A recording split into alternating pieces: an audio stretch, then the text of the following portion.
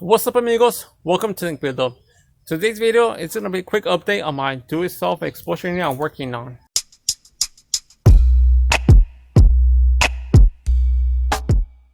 Now, this unit is actually taking longer than I expected, and my first thought was to actually, each day has to go record a video, and once it's complete, edit all those videos together and upload it here on YouTube.